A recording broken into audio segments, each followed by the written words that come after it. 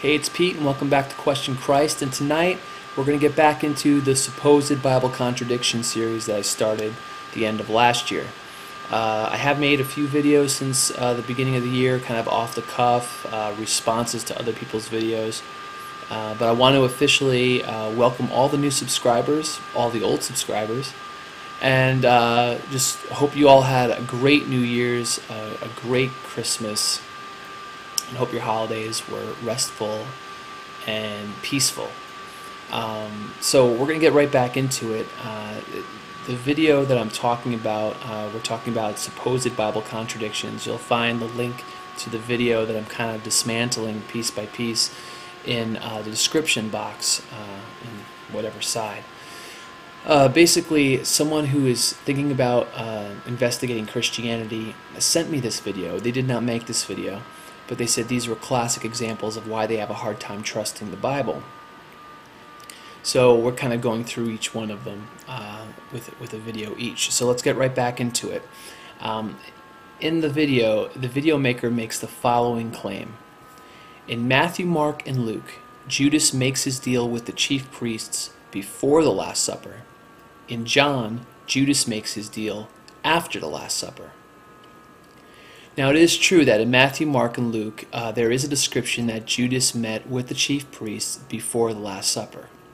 All the accounts in the three Gospels are pretty much the same, so I'm just going to read from Matthew to give you kind of the gist of what's going on here. In Matthew chapter 26, verses 14 through 16, it says the following. Then one of the 12, the man called Judas Iscariot, went to the chief priests and said, "What are you willing to give me if I hand him," meaning Jesus, "over to you?" So they weighed out 30 pieces of silver for him.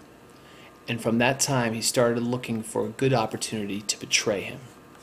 Now if you go to John, it's true, you will not find this story about Judas making his deal with the chief priests before the Last Supper. You won't find it. But nowhere in John does it state that Judas made his deal after the Last Supper. In fact, the story is not in John. What you will find are the following passages. John chapter 13, verse 27. After Judas ate the piece of bread, Satan entered him. Therefore Jesus told him, "What you're doing, do quickly." And then John chapter 13, verse 30. After receiving the piece of bread, he went out immediately, and it was night. Now, how is this remotely a contradiction? I mean, there's no description in John of Judas having a meeting like the ones described in Matthew, Mark, and Luke after the dinner with the chief priests. As a matter of fact, there's no mention of this story at all in John. But clearly Judas had to leave to meet up with the posse of guards and some of the chief priests to go arrest Jesus in the garden after the Last Supper.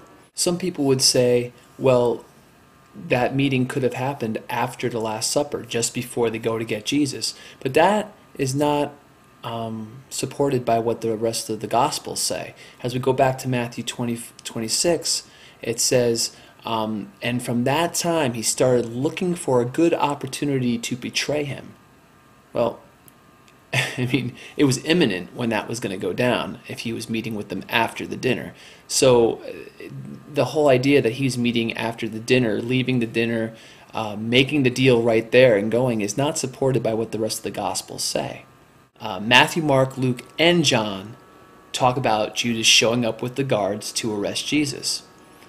But because there's no discussion of Judas meeting up with the priests before the dinner in John, the video maker tries to infer that Judas was leaving to meet up with the priests. What we have here is an omission of the story we find in Matthew, Mark, and Luke about Judas making the deal with the chief priests. But the betrayal still happens the same way in all the Gospels, including John. The omission of the story of the meeting does not affect the outcome that is described in all the Gospels. So again, there is no contradiction here. There is an omission of a story, but no contradiction. This is probably a good time to talk a little bit about the Gospels, what they are and what they are not. The Gospels were never supposed to be read like a biography like we would read today, where you start at the very beginning of someone's life, you follow them all the way through their life to the very end of their life. For example, Mark starts with Jesus' ministry when he is an adult, around when he's 30 or so. Luke starts with Jesus' birth and early life. Now, are these contradictory? No, they're not. They're just different snapshots of different aspects of Jesus' life, depending on what the authors were trying to bring forth about Jesus' life and try to highlight. So it's kind of like the greatest hits package according to Matthew, Mark, Luke, and John. So they're not contradictory. They're just not, they're not focusing on the same things.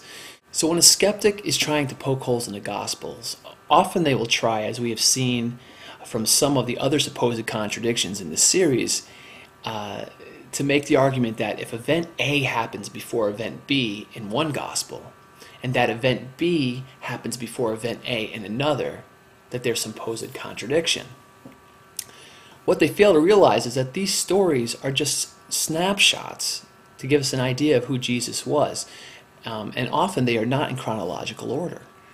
So, Jesus heals somebody early on in one gospel, and that story is later on in another gospel. That isn't a gotcha moment.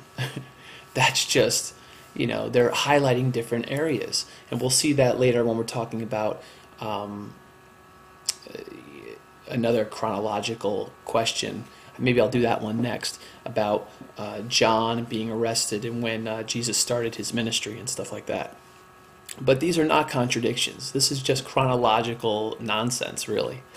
I'm sure skeptics will go crazy about that, but I mean, seriously, if you look at the stories, they are snapshots. So I hope that's helpful, and I'm glad I'm back, and I hope everyone is doing great. And I'll be talking to you soon. Questions and comments are always appreciated. God bless.